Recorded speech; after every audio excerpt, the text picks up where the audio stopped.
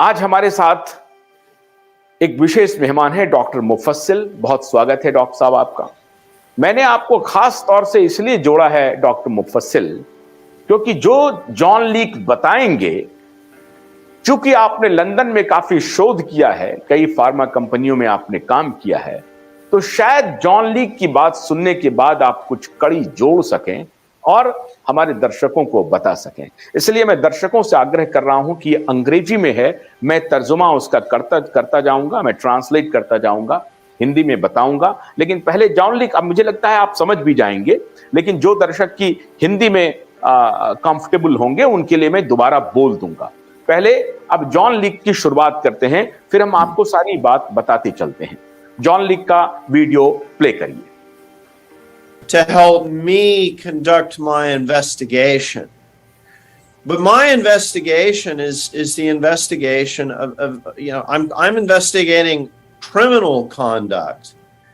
So I hope your audience will understand that my book, which I co-authored with Dr. Peter McCullough, it is a true crime story. It's not just a medical guide. We show, what has happened, what is the crime that was committed, and who are the perpetrators.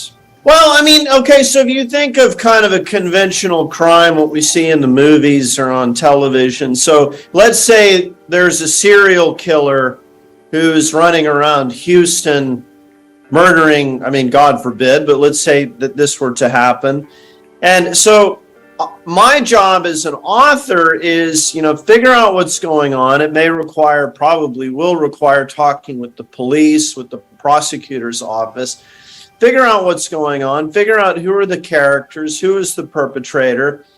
And as a book author, to tell this story in the form of a narrative that is interesting and compelling and reveals the truth of the crime.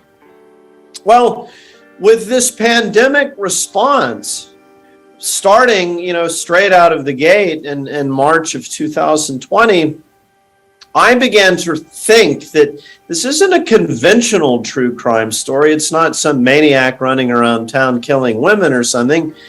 It is a highly organized crime.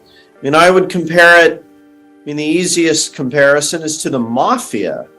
But the mafia in this case is what we call the biopharmaceutical complex. It's guys who have gotten into the business of pandemic response. And what these guys have discovered is that there's a tremendous amount of money, trillions of dollars of money, if you can present yourself as having the solution to the pandemic. And the politicians of the world will perceive you to be an authority to listen to you with your solution and to then buy your product. So in this case, the solution to the pandemic that was presented to the public was we all have to stay at home, stay safe, and wait for the vaccine that is being developed. And the moment that vaccine is available and every man, woman, and child on earth gets the vaccine, then life can go back to normal. And what I began to perceive was that this just isn't true. The vaccine that was developed wasn't the solution. Our economy and our entire people should not have been locked up. Our businesses should not have been shut down. Schools should not have been shut down. Churches shouldn't have been shut down.